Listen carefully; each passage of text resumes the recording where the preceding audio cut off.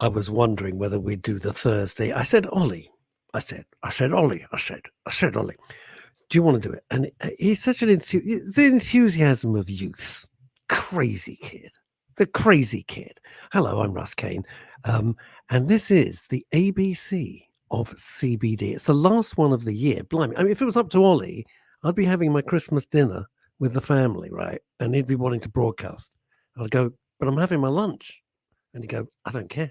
It's the ABC of CBD. Thank you so much for joining us all over the world. Look forward to your comments. Look forward to everything else. Now, we have a very, very special guest. Ollie can wait now. It's annoyed me. I put on a jacket just for him. Look at that. Put on the jacket. Special guest. Somebody I admire a lot. Somebody I introduced to Ollie. I'm making that bit up. Of course I didn't. It is Dr. Callie Seaman. Wow. How are you? Hi. I'm How are good, you? thank you. I'm good. I couldn't help noticing a little message from. I'm leaving Ollie out. He can sit there like Nicholas Nickleby, who had his nose against the window, and it'll be all cold and snowy outside. You've done your Christmas shopping before we get into the whole point of the show? All done. We're all ready.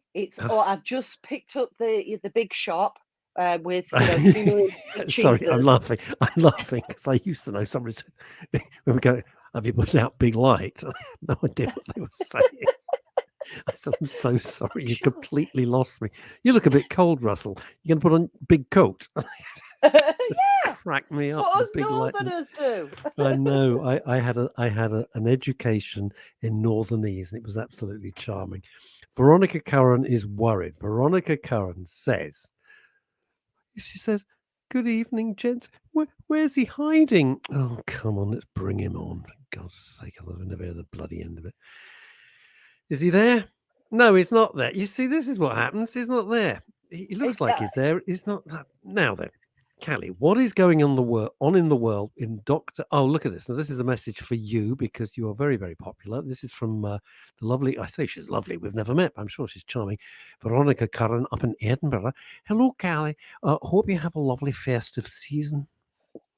I'm planning on it. Lots of sleeping, lots of eating, lots of relaxing. That's what we've all got to do, and that's what it's about. Seeing family as well. Yeah, where do you? Oh, I've just come off another radio station. We had a 30-minute political, just literally come straight off a 30-minute political rant thing, and it was like, it's all about the COVID and the jabs, and now they're saying let's have a fourth jab. Some genius has come up with, and I'm like, you're going to run out of letters of the alphabet very soon. Soon we're going to have to call it the Mickey Mouse variant, the Morecambe Wise variant. I don't know. You're just going to make up any old name. Wow. What I learned when I did my biomedical sciences degree, that pathogens don't get more deadly. What they do is they tend to get more and more infectious, but become less virulent, so become less deadly. So as this kind of mutates, what we should see is it get more infectious, but we don't actually get as badly. Can I ask you this? I know it's slightly off-piece, but it's so important, and you're a proper doctor, as in me. The only qualification I've got is a 10 meters swimming certificate. Now, my understanding is this, and while Ollie's sorting himself out, that a virus needs a host to survive. If it kills its host, it's like Suicide Squad. It's finished. It's done because it's got nowhere to go. Am I right thus far? Fantastic. So a virus can be more contagious, like they're saying the Omicron one is. I always think that's some villain from a Marvel film, to be honest with you. Yeah. Omicron. We've got to wait for Megatron to come. That's the bad one, the Megatron. You know it's going to be a Transformer, don't you think? Any other name? Anyway, and everyone calls it Omicron. I've been calling it Omicron for 3 weeks. I'm completely wrong. I'm supposed to know. So it can be more contagious, but heaven forbid you get it. It's not going to be great, but it's not quite as bad. Am I making this up, or is it vaguely right? No, that's generally pathogen 101. That a successful pathogen doesn't want to kill its host. That isn't the aim of what it wants to do. It actually just wants to spread. So it becoming more deadly is actually not in its interest to do that. It won't become successful and it won't spread as far. So that's kind of how pathogens work. with this, I think what we've got to do is boost our immune systems. So keep our immune systems up. Don't wear yourself out. Sleep plenty. Eat well. Eat lots of raw foods as well. As I say, do everything you can to boost your immune system. Balanced diet. A lot of plant-based diet. Go towards that. Exercise regularly. Get fresh air. Keep yourself positive and do things that nourish the soul as well. Don't just things were going so well, Callie. I was enjoying this. Ho, ho, ho. Ruined. Ho, ho, ho. Merry Christmas. Man, Oh, my God. The Grinch has turned up. Literally, I hate my computer so much. It's never happened. I've never been late for one of these things. I'm usually so punctual. I've had 15 minutes. Anyway, that was incredible. And Callie, sorry to destroy your flow. Dr. Seaman, you were literally in professional capacity blowing the hell out of everything there. That was incredible. That was really fucking awesome. The thing about it is if I could digress just for a second, gang, I get dragged onto all these other radio shows.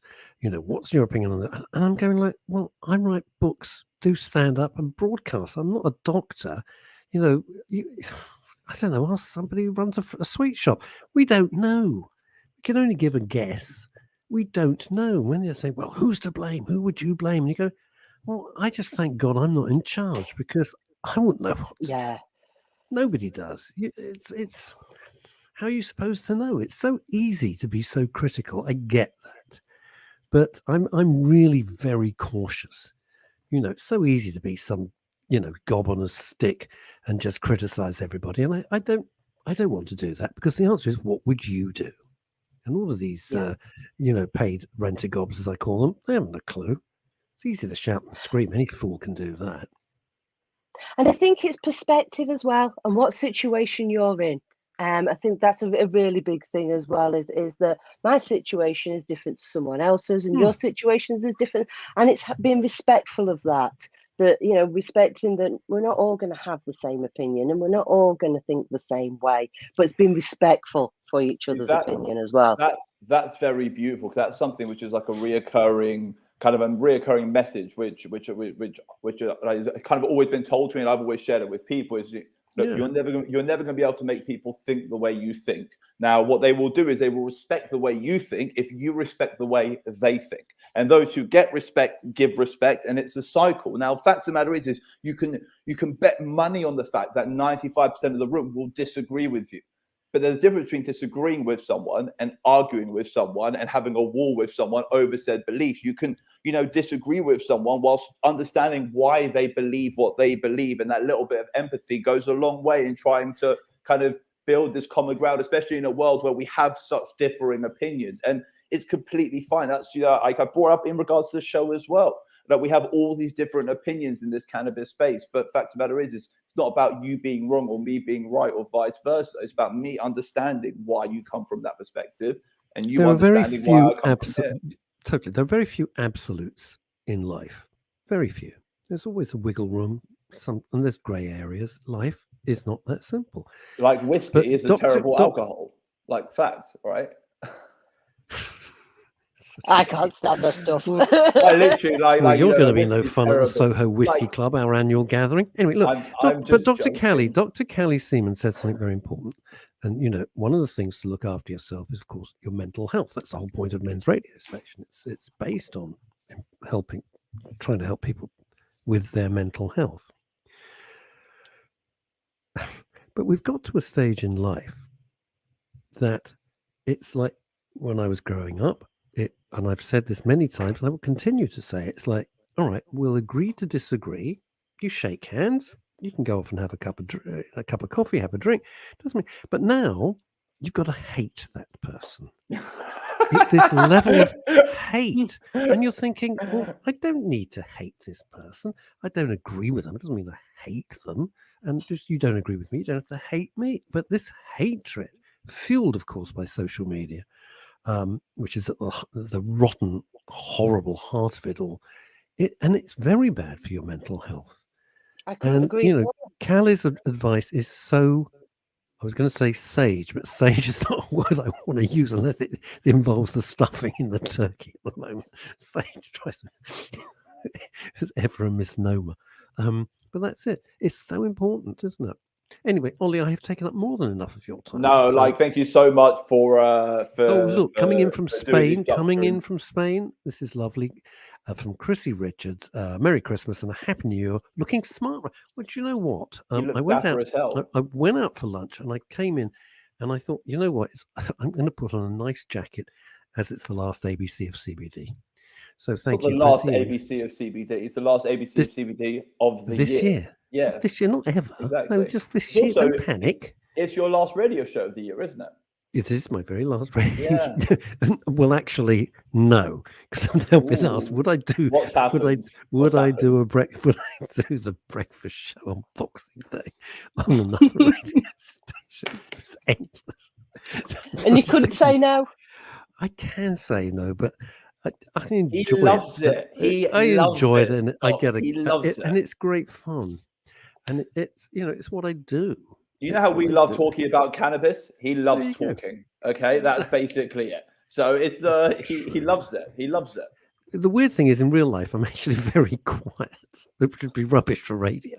It's like doing mime on radio or card tricks on radio. It's just hopeless. Right, Ollie, off you go. Anyway, so basically, episode 60, guys. Episode 60 of the ABC of CBD. Sorry for my little bit of tardiness. Sorry for my little Don't delay. never apologize, Okay. never explain. But I mean, so yeah, episode 60. The main reason I really wanted to do this show is because I wanted to do episode 60. I just really wanted to do it. Like, it's why, like, Gus was like, why don't we play a rerun? I was like, no. The audience deserves some Now he authentic tells me. Christmas fun, some off-the-cuff Christmas fun. And I thought, you know what? Let's bring on an incredible guest. Dr. Callie Seaman has been with us a couple of times so far. We haven't had her in a while, actually. And I just thought, you know what? To She round has off an the actual year, life. That's why she has an actual proper life. She has That's things it. to do. But to round off the year, I thought I would bring on one of my favorite guests. And as I've called this episode, the episode's called Our Wise Educated Advisor. I'm not that advisor. Dr. Seaman is. She is our wise educated advisor.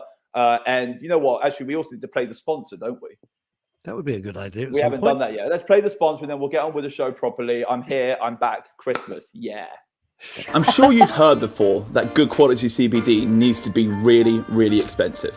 This is the new view of CBD, a product created by users for users, a product at an affordable price, available everywhere, at any time, at the simple click of a button. Just CBD and MCT oil, no additives, no preservatives, and no flavor enhancers. It's a simple subscription-based service, the cleanest possible CBD delivered to your door for the lowest possible price. Your product, your rights for the lowest possible price.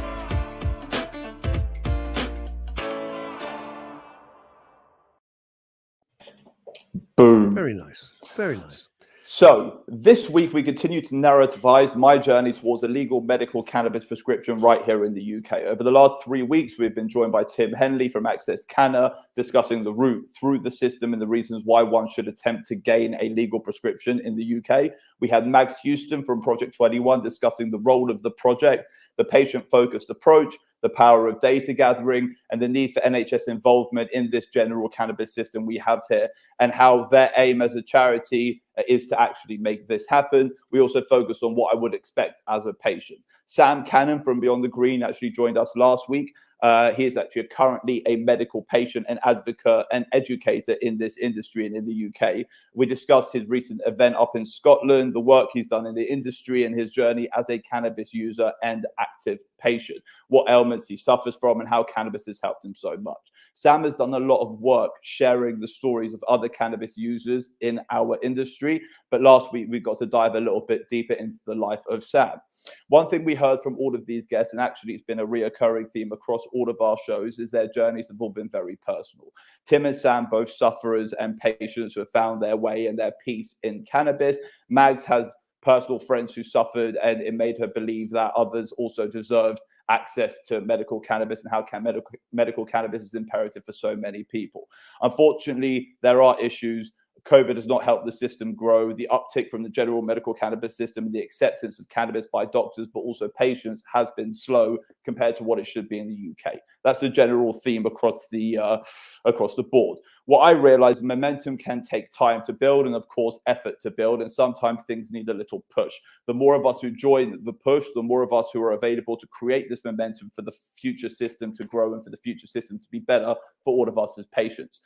So today we're joined by one of my favorites, Dr. Callie Seaman, a wise, educated advisor. She knows the UK industry. She has worked alongside many patients. She is a patient herself. She works with an organization called MedCan Support. She's part of the Cannabis Industry Council, and she's done so much more.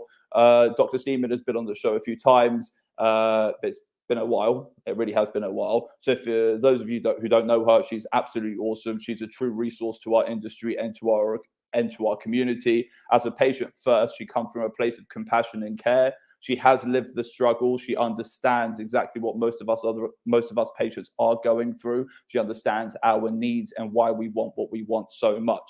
Hence why I thought it would be great to get her on and get her opinions regarding my current journey and whether or not she's done it officially yet, and just to have a little Christmas chit chat with my buddy, because, you know, why the hell not? It's my show. I could do what I want. So yeah, that's basically it. So Callie, thank you so much for joining us. Doc, I really appreciate it. And yeah, like, generally, how have you been? I haven't really spoken to you much this year. Like, what you've been up to?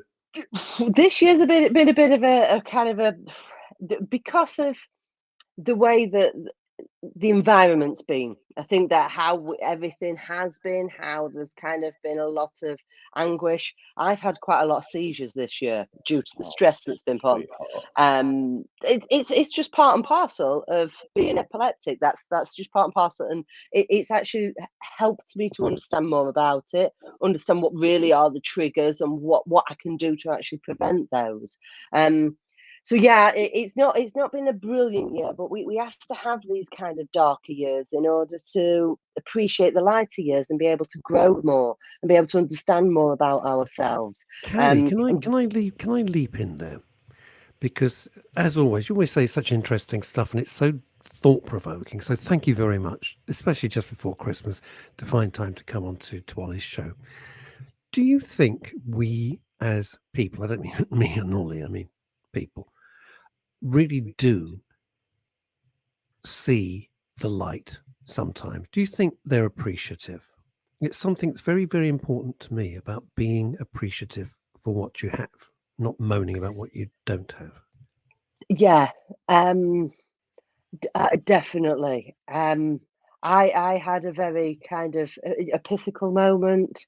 I was driving the car and I had a seizure whilst I was driving the car. God. My son was in the car with me, and luckily he knew what to do. He got the car to the side of the road, but I came round from that on the side of the road, ants in my pants, blocking a road up. No, tragic accident, but I came away from that having spoke to death, and very much changed. Very much changed my outlook. In what way? How did it? It's really interesting. How did it change you? To live for every single day, be appreciative of every single moment of every go. single day, and don't worry too far about in the head. Don't just really just look around you and appreciate things. Like I'm walking down the road and looking up at the trees and the birds in the trees, and just appreciating that they're there, and not. Don't get me wrong, there was a really dark place I was in for a chunk of time, because I blamed myself. I blamed I could have killed my son, and I went through all of this, and I sought counselling, and I'm still in that at the moment, working through all of these, really facing, sort of sitting with the feeling, not actually trying to bury it, sitting with it and actually acknowledging, this is what this feeling is, and just actually taking a moment to actually cry and to just let it out. It's okay, but it's okay, isn't it? Too. If nobody gets anything else from this hour's show, It's there's a stupid phrase. It's It sounds more like a than hawk okay. song. It's more than okay. It's okay. imperative. It's imperative to let it Well- out, and it's imperative to be able to let yourself experience those emotions. Like people who bottle emotions think they're hiding them or think that they're pushing them away. You're not pushing them away. You're locking them away. It's different. They will rise up one day, and it's very important to face this stuff whilst it's in front of Somebody you. gave me a wonderful piece of advice many, many years ago. And it sounds so stupid, but it made absolute perfect sense. And I think it goes to the heart of everything we're trying to do, not just on this show, but all the shows across men's radio and women's radio. If you buy a fresh chicken and you haven't got a fridge, you say, oh, crap, I don't know what the hell to do with this chicken. And you put it in a drawer somewhere and you forget about it. And the problem's gone because you don't see it. But eventually that chicken starts to rot. And eventually the smell, the odor from that rotting chicken pervades the whole of your home. And it's like if you've got stuff that you either can't acknowledge, won't acknowledge, or you won't deal with, it will pervade all of your life. And you just got to look at it and go, yeah, that was terrible, but I did my best, or whatever the situation might be. You can't just ignore it. You just can't. I completely agree with that. Go on, Yeah, Callie.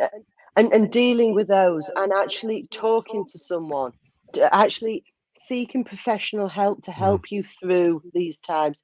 It's not a weakness going to see a counsellor. It's a strength. Hell You can learn so much about yourself. You can learn how to deal with things, and self-care. I was under the impression self-care was going and having your hair done and having your nails done.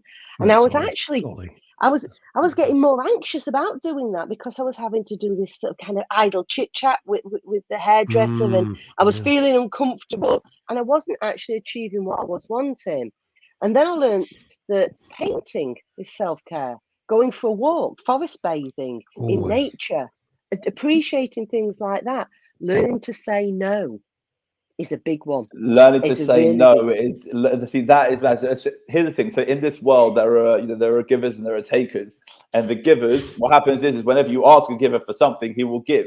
And it's sometimes he'll say no, but usually if he says no and you ask him 2 or 3 times or ask her 2 or 3 times, eventually they'll say yes. Or when they say no,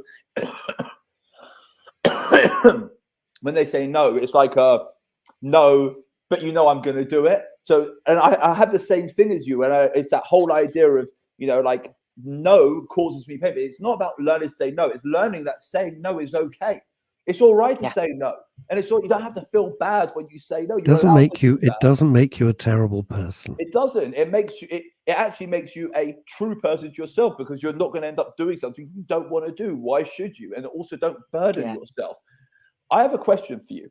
It's been a while, hasn't it? Because last time you were on the show, and every time I've met you in real life, you've always seemed to be quite, like, don't get me wrong, you've always been very open about the fact you have epilepsy, and I always assumed you had, something like, but I never saw you as someone who had constant seizures, because like you said, you drove and you lived a normal life. So that whole idea of, as soon as you're having seizures all the time, it changes that up a little bit.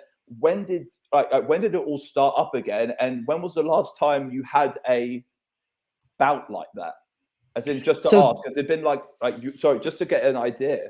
Sorry. This year I have had 3 what they call tonic colonics through the year, which are the really big majors, and then you have your partial seizures. So they're auras, and that's usually a feeling. I call them the glitch in the matrix. They're usually a warning sign.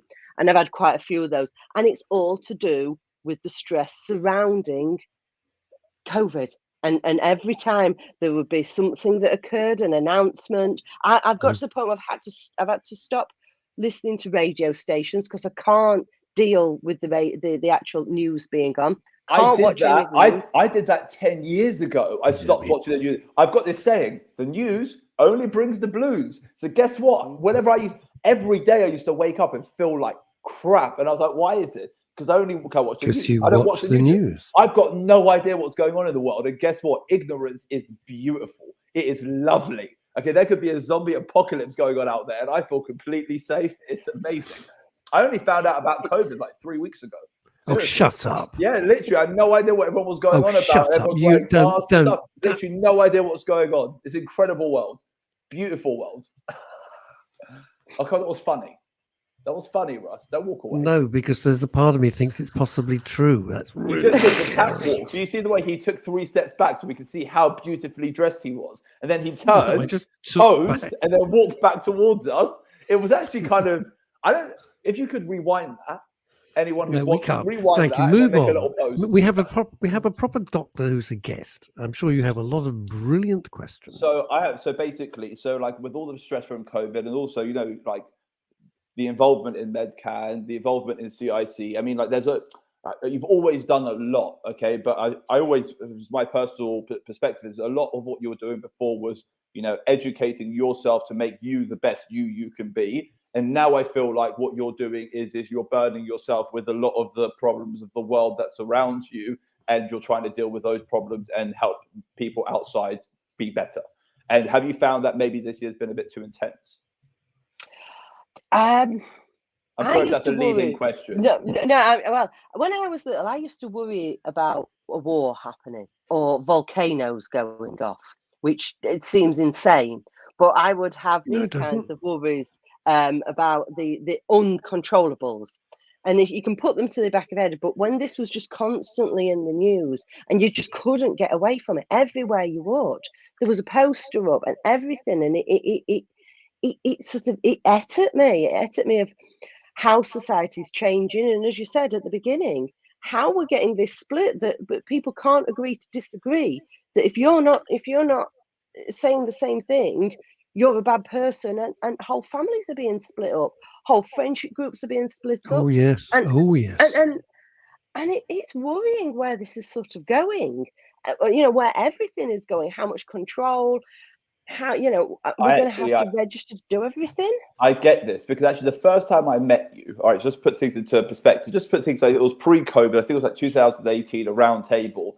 And I remember you said something to me. You said something like, it's sometimes better not to pick sides. It's sometimes better just to kind of hear everyone out because everyone's got something smart to say. And if you pick sides, you only get to hear half the smart information. I remember it was something which stuck with me because we were sitting there and everyone was debating. And I remember saying to us, like, pick a fucking side. You're like, you're sitting there like, pick a side. You're like, everyone's saying something smart. You need to work together. It's about unity. It's not about separation.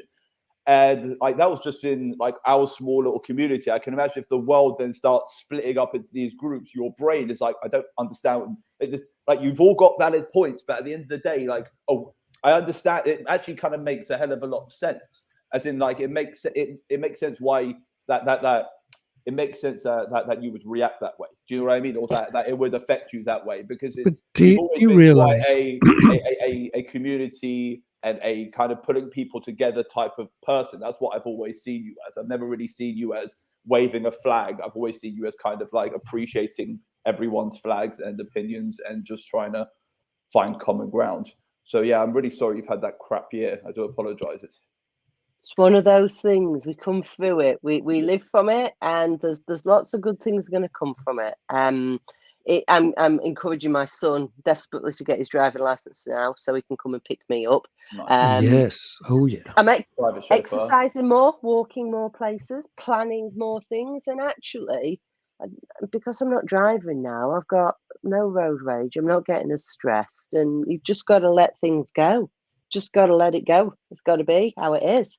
Meditating a lot. I've really got into yoga and meditation now. Really. Is that helping you? Does it help? We had a very interesting conversation. The reason I ask is other people said, you know, I've tried. Some people say meditation, absolutely marvelous, or mindfulness as they call it. I prefer meditation. Mindfulness is a bit Californian for me, and then they say, and then there's other people like me who go, yeah. But I'm sitting there and I was going, Christ, I got 10 minutes before Tesco closes. I've got to get those emails out. And my mind is like a firework display. I'm trying, and then the other part of me saying, Russell, please stop. You're trying to meditate. Yes, I know I'm meditating, but I feel like I'm wasting my time. And you get into this loop. And then other people say, oh no, that's all part of meditating. I can do that walking down the street, feeling that, you know.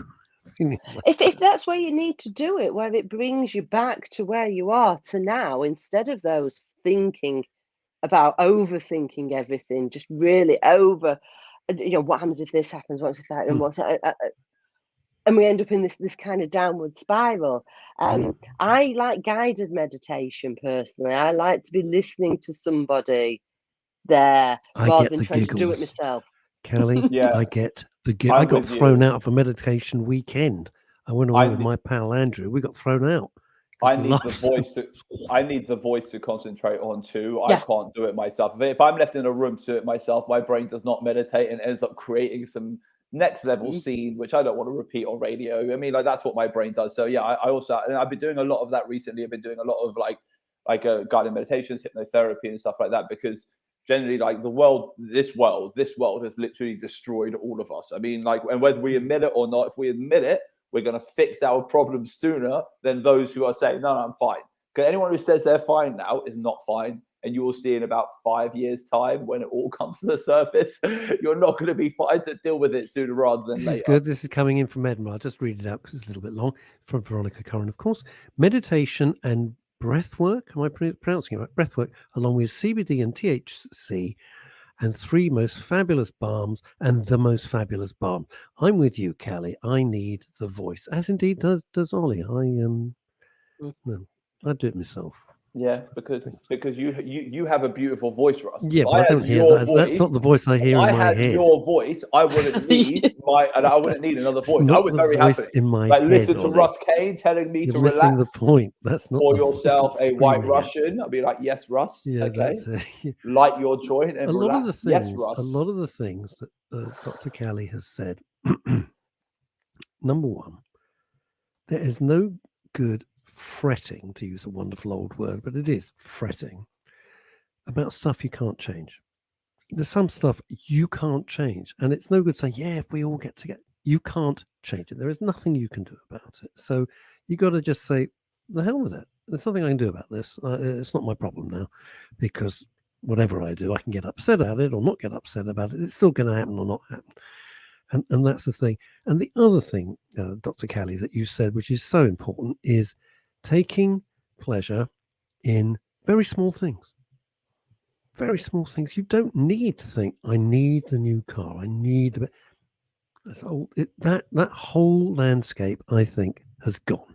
Apart from idiots on Made in Chelsea and the rest of it, and Only Way is Essex, which seems to be their entire modus operandi. That's why I find it revolting. You know, something small, something little. Also, it's fine. very important. It's very important to understand the difference between the word need and the word want.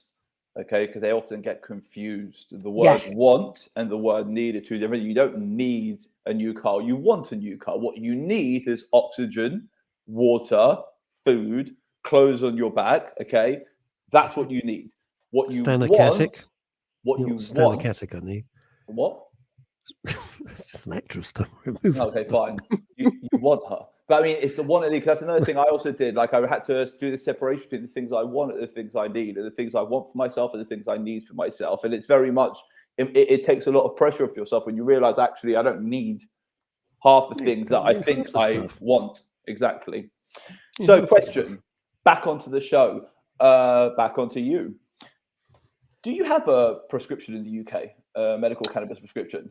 Yes, I got one at the beginning of this year. Okay. Back in January.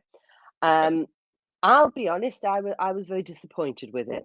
I've been very privileged with my life. No, listen, this is why I wanted you here. I wanted you because you're our honest, educated advisor. This is what you do. So Karen, so just lay it all out. You're not going to offend anyone, and if you do, sort your shit out. Whoever she's offending, carry on.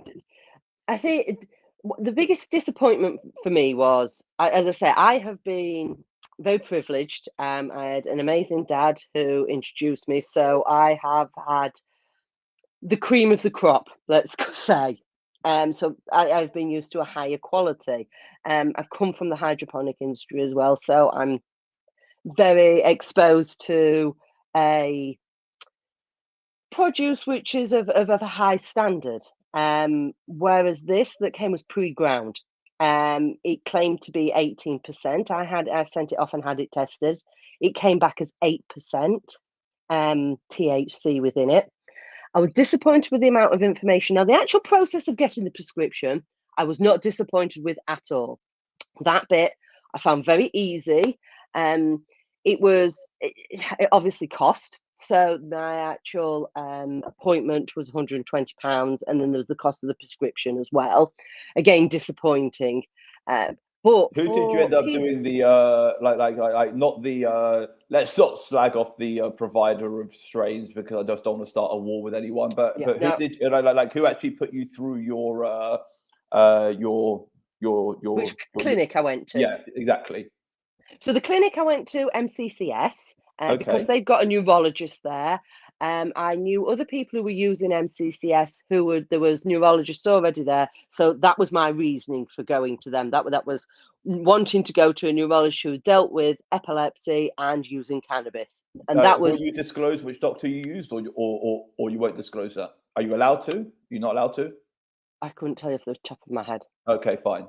I won't be able to. Did you have a good experience with them though? Yes. Which is very good. No, I tell you why, because like there's some things are like, listen, they can get better, but the service, especially coming as a cannabis user and coming as someone who's already got this education behind them, and someone like me who's used to a certain quality, I know we're going to be disappointed. I know I'm going to be disappointed, but it's more about the service and about the fact that, I think I know everything, and I know that you also have this hidden knowledge on your brain because you've lived this journey for so many years. Like you've got this educated father who was passing information down to you from a very young age. So therefore you've got this incredible knowledge behind you. Like it's mainly about, the interaction with the doctors and, almost being someone who took their health into their own hands, who's now put their health into the system. Someone similar to me. I have had my health in my own hands for so long, and now I'm putting it into a system. Like how was that? Like how was the letting go? Do you understand what I mean by letting go? Yeah. Well, I wanted to experience it so that I could help improve it. So if you've never experienced anything, how can anyone sit there and say that this is wrong or this is how this needs improving? So I also wanted to go through the system to understand how that can be improved and where things are actually going wrong.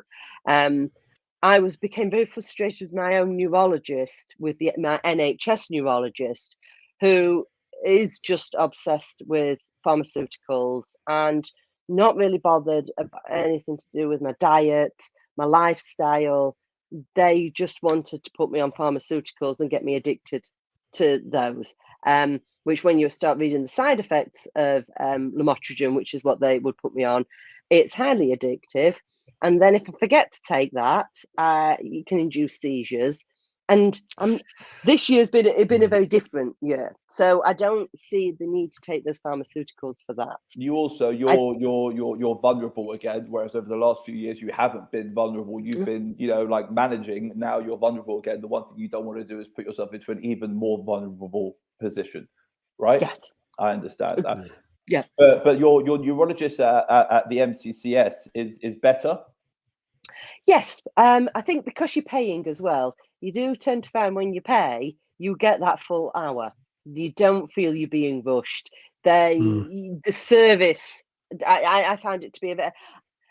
I knew more than he did about cannabis, which isn't his fault. And again, this is about the education, about improving that, and that's where the likes of me and you, Ollie, come in. But you're always going to know more than them. You're always going to know more than them. Do you know why? Because it's like filling up 2 glasses with water. You've got one cup which is already half full and one cup which is empty. If you fill them both up with the same amount of water, they both get the same amount of education. One's still going to have more than the other one. Why? Because it's just they will never be able to catch up. But what they can do is get that foundational knowledge, that foundational understanding, what I like to call the cannabis basics, and that will give them the right, the right foundation to build their own education. It's not a comfortable feeling.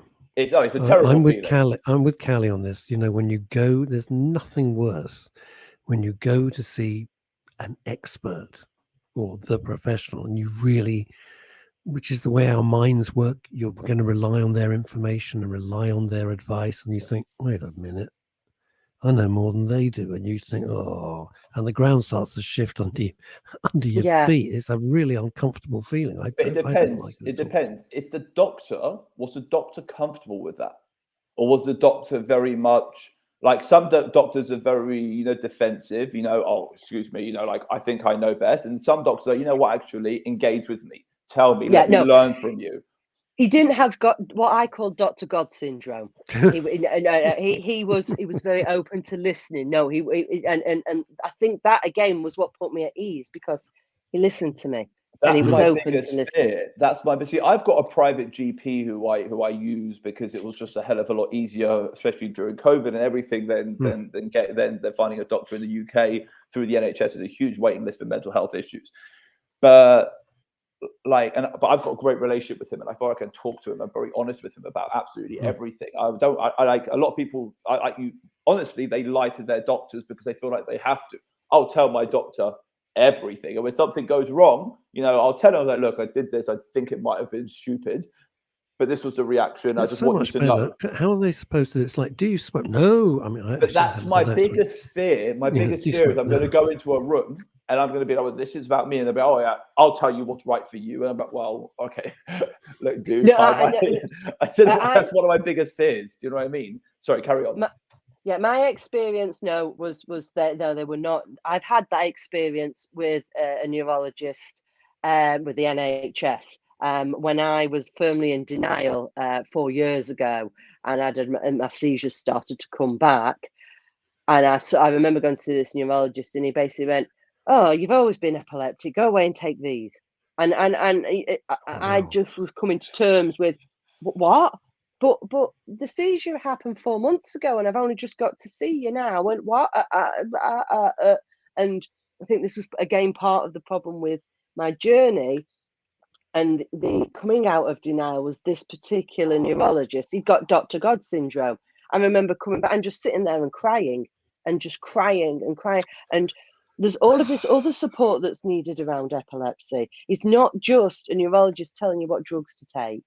What you need is all of these comorbidities that go with them, the depression, the highs that we have, the lack of sleep. At the end of the day, it is probably the most severe mental illness which affects young people. Okay, that is probably I don't know. I know that there's other issues, but I mean, if you think about it, I'm just trying to, because it's in terms of epilepsy is actually life or death. Do you know what I mean? It's actually life-threatening. Do you know what I mean? To the point where it's life-threatening in a click, and that's why I make that comment. And once again, it could be I'm not degrading anyone else's ailments, but I'm saying I live with an ailment where I'm not going to die. Okay, I don't have that fear ever in my life. But you could say in fairness that all mental health issues are potentially life-threatening. Because if depression, there's a difference between being a bit. I realised I said cheesed off. There. I didn't mean to say something wrong there. Or you're clinically depressed, and that can have a very tragic ultimate consequence. So I think we have to be slightly broader in our thinking. If you don't mind. But what I'm saying is, from my buddy Edward Granger, who we've had on the show before, he said something that he's had a much better experience of his medical cannabis neurologist than he has of any other doctor he's ever had, and they actually listen and they engage. And he talks about his other pharmaceutical meds with his private doctor because he's the only one who will listen. He's the only one who will listen, and it's just it's quite. I know we have to pay for it when people do it, but I think it's quite important. And there is that bigger picture. And it's also that living healthy. And he's started walking 20 miles a day. And he's had a full revamp of his diet. And so if I piss Russ off, whatever, he'll come back. It's Christmas. He always comes back. So, so he was saying that he's got this entire life uplift from his doctor. And I think it's quite special. I was wondering if you've had the same sort of experience. Yeah, my experience with the neurologist from the MCCS was very positive. What I did find was it was the quality of the produce that I got. I couldn't warrant spending that money on it. I just couldn't. Do you know what Tim said? Tim Henley said, he goes, this is what a lot of patients are suffering with. Because the main thing is, he goes, the main thing is whether you have a small amount on a prescription or a large amount on a prescription, you still have the prescription. And he said, at this moment of time, that's what's important to the patient, is the prescription. He said, over time, the supply will get better. But right now, what you guys have to focus on is the fact that you have that piece of paper, which is your legal defense. You have that piece of paper, which means you are no longer a criminal. And you have that piece of paper, which means you can speak to a doctor openly. And that's what Tim basically repeats over again. He goes, don't think about the end supply. You know, cannabis is easy to find in the UK. We don't live in a place where it's impossible to get. Most of us already have our supply chains. The main thing we want to do is you want to become a patient in order to be a legal consumer of cannabis. And whether you're buying a quarter a month or you're buying an eighth a month or a gram a month, you're still a legal consumer of cannabis. And that is what we're trying to build the numbers up for. I'm like you, I want to join the system to change it from within. You know, I understand cannabis and cannabinoids, and we had someone on last week, Max Houston from Project 21, and we were talking about other cannabinoids. You know, like she mentioned a friend of hers who has endometritis, and I was like, you know, you should look into CBC and you should look into CBG in the form of like a strong concentrated belly button drop or something like that. She might not need THC. She might not need it's worth trying these and exploring these. And she was like, oh, we'll look into it. Because can I ask a weird question? I didn't have the chance. I didn't have the opportunity last week to ask this. And I think I just raised my eyebrows. You are literally putting a drop into your belly button. Yeah. Now, explain. I'm not being facetious. Where does it? I can understand if you put it on your tongue, like you've suggested. I get that. Where does it go? So, am I being thick here, Doctor? No, you're not being thick at all, because like modern medicine doesn't really acknowledge the belly button as anything kind of special, but like from the moment you're formed, like from the moment you're an embryo in your mother's womb, you are formed from your belly. You are formed from your belly button out. So you are so every single nerve ending starts. Okay, so you drop it in your belly button. I get that. So you drop it in, and then drop it in, and it absorbs. Okay. See, for something like endometriosis, personally, I would recommend either a suppository or a pessary. Yeah, because you've got also great. We've got one of the highest bioavailabilities. It's a mucous membrane within the anus and within the vagina as well. Just like the inside of your nose is a mucous membrane. So things pass very, very easily through those particular membranes. The skin is a waterproof layer itself. It's an organ. It's actually the biggest organ in your body, skin. And it is quite hard to get through. So bioavailability in the skin isn't as high as for example, those mucous membranes, and say nose, the inside of your mouth where you've got all of the, as you say, saliva there, the anus. But they won't do suppositories in the UK market, will they? As in, you can't get a suppository. And also for back pain, suppositories are great. And also for, to be honest with you, for large amount of cannabinoid intakes, if you're taking anything over 600 milligrams a day, let's say it's end of life you're taking it for in comfort, is also a great place to take it, because there's less psychotropic effects, because there's less access to the CB1 receptors in the brain. So, I mean, there is a lot behind it. But once again, all of this stuff is not being done. Anyway. Well, the reason for a lot of suppositories not being on the market is because they're classified as medical devices. I'm saying, but on the medical market, as in, like, even with a prescription, you can't get one. They are classified as a medical device. Yes, because of it is being inserted. So a cream is very different, but because it's a particular shape that you're inserting, and then it's melting and then being absorbed, that's classified as a medical device. Because there's no other reason why anyone would shove one of these. Well, yeah, I get that point. Suppositories up somewhere. You won't do it for any other reason. It's not like a beverage where you could be taking it to quench your thirst, or a cream you could be taking it for vanity purposes. And if you are using one of these, it's for a reason. And if it's classed as, hang on, whoa.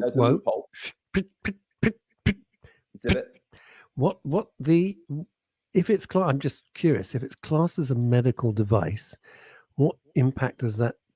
Are there whole new rules and regulations? And so they actually can't give them. So you can take your oil and make it into a suppository. So one of the things I will do is take oil and mix it with some coconut butter and put it into molds and put it into the freezer and use them that way.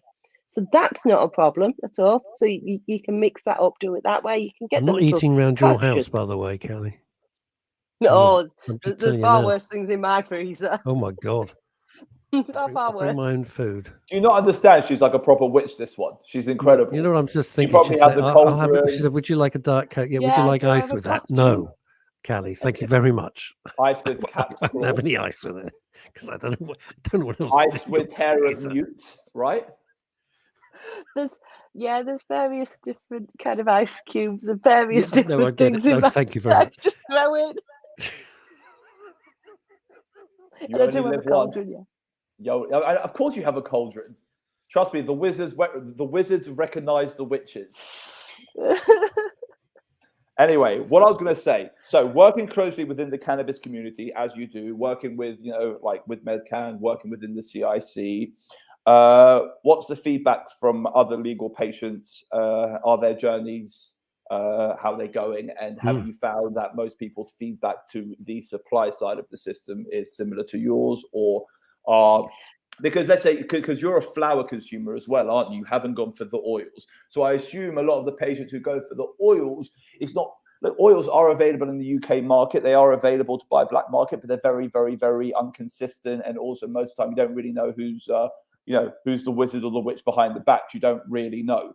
So, and there's very rarely a COA. There's very rarely even a strain affiliation. You won't really get much information at all when you're buying an oil fabricated on the street market. However, I assume a lot of the people who are buying THC oils and stuff like that, THC drops and other extract derivatives from the supply chain are getting a very different experience because they're getting something mathematically accurate. But as a flower consumer and other flower consumers, how have you found that other people's experiences have been similar to yours? And am I in for a very sad awakening?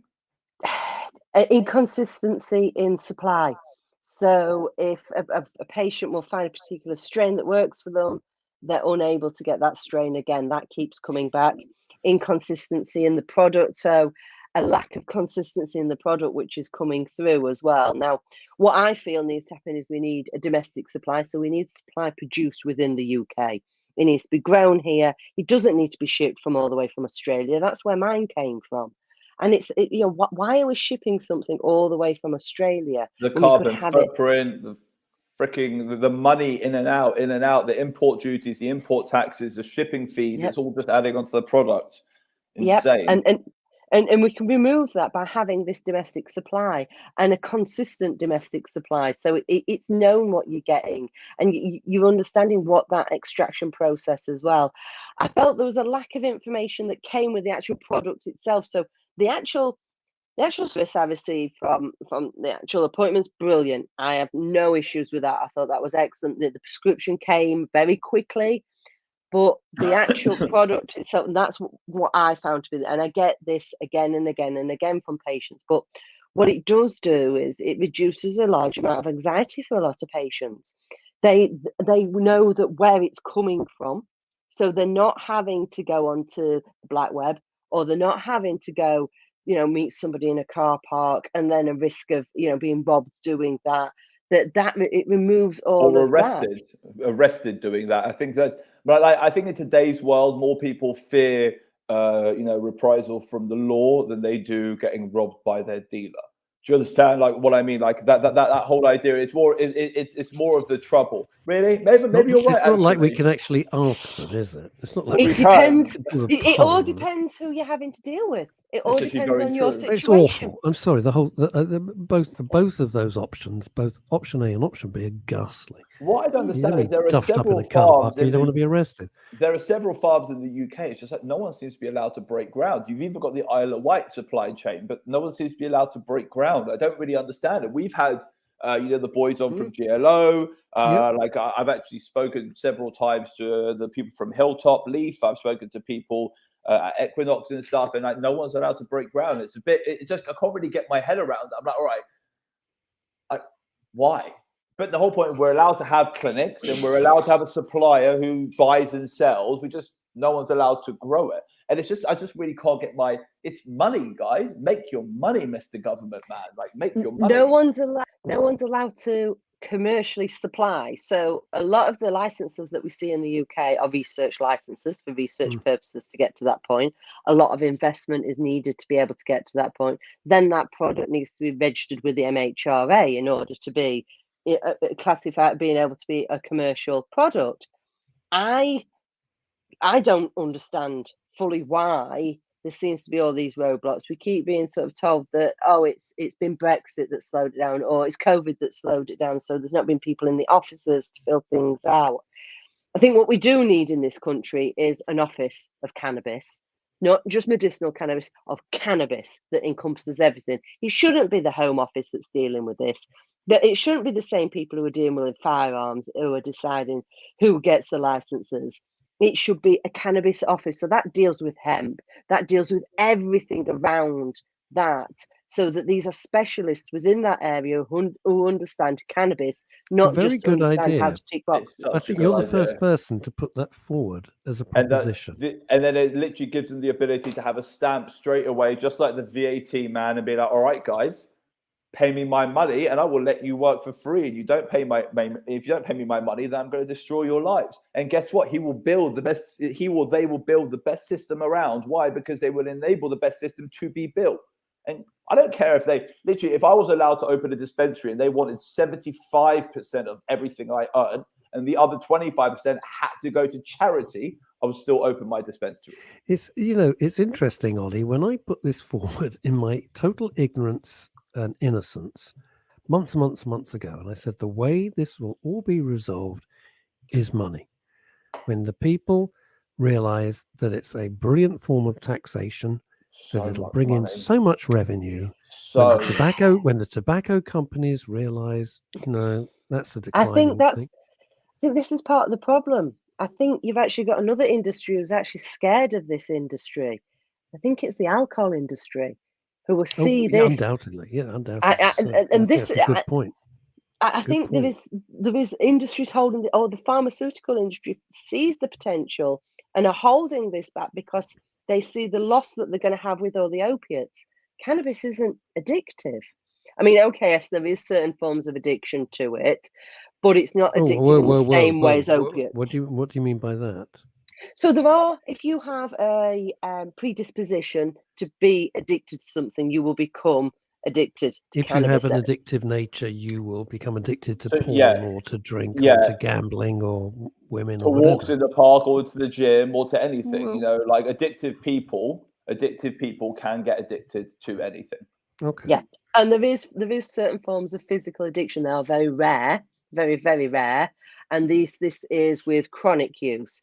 I mean, it was quite interesting. I remember doing Can Talks back, it was about 3 years ago, and there was somebody who came on who he was actually saying that to say cannabis is harmless is actually an irresponsible sentence.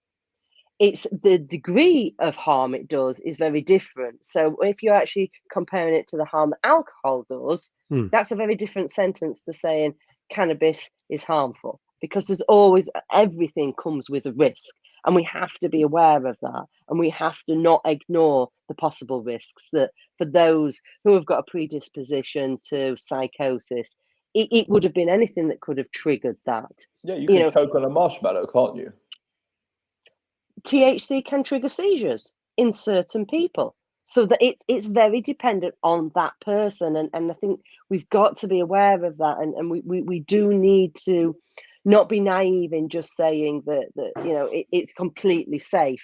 It's very safe. It always annoys me when people, it's not magic, it's not free, it's not Harry Potter magic, it's a real thing, and with every real thing there is situations that can occur, and that comes through education. Through education, we find out more, and through also understanding and, like I said, discussing both sides. When you shut up and you listen to what the other side is saying, and you start to take it on board, you get to learn something new.